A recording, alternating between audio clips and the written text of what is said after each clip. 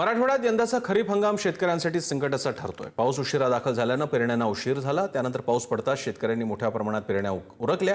मात्र आता गेल्या 15 ते 20 दिवसांपासून अनेक भागात पावसानं दडी मारली आहे। त्यामुळे नुकतीच उगवलेली आणि वाढीच्या अवस्थेत असलेली खरीप पिकं पाण्याच्या प्रतीक्षेत आहेत। लवकर पाऊस झाला नाही तर पिकांचं मोठं नुकसान होऊन शेतकऱ्यांसमोर आर्थिक संकट उभं राहण्याची शक्यता आहे। सचिन जिरे अधिक माहिती देत आहेत। सचिन,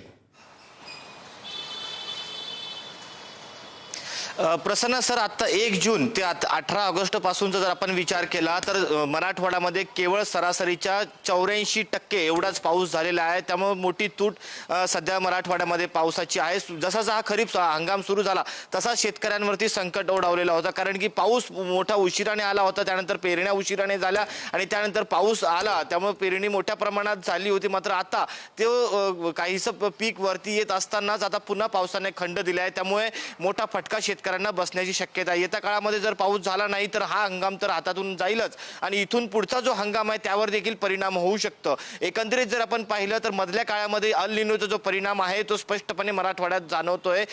मराठवाड्यातला जो पावसाचा पॅटर्न आहे तो देखील बदललेला आहे। पाऊस पडत नाहीये, खंड पडतोय आणि पडला तर एकाच वेळेस अतिवृष्टीसारखा पाऊस पडतोय। त्यामुळे कुठेतरी शेतकऱ्यांना अतिवृष्टीसारखाही पाऊस नको आणि खंडही नको अशी परिस्थिती कुठेतरी मराठवाड्यात निर्माण झालेली आहे। त्यामुळे येत्या काळामध्ये जर पाऊस पडला नाही तर मोठ्या आर्थिक फटका हा शेतकऱ्यांना बसू शकतो, कारण की मराठवाड्यातला शेतकरी अगोदरच हा आपण जर पाहिलं तर पीक विम्याच्या आकडेवारीवरून कर्ज घेऊन हा शेती करत असतो, कसत असतो। मात्र यावेळेस जर पाऊस झाला नाही तर हा हंगाम जाईलच। या पुढचा जो हंगाम असेल तिथे देखील मोठा प्रभाव हंगामावर पडू शकतो आणि जर पाऊस पडला नाही तर उत्पादनावरती मोठा परिणाम होऊन ही जी पिकं आहेत त्याचे भाव देखील वधारू शकतात। त्यामुळे परिणामी सर्वसामान्यही याचा फटका पुढच्या काळामध्ये बसू शकतो अशी परिस्थिती सध्या उद्भवलेली आहे। प्रसन्न सर, धन्यवाद सचिन, तुम्ही दिलेल्या या माहितीबद्दल।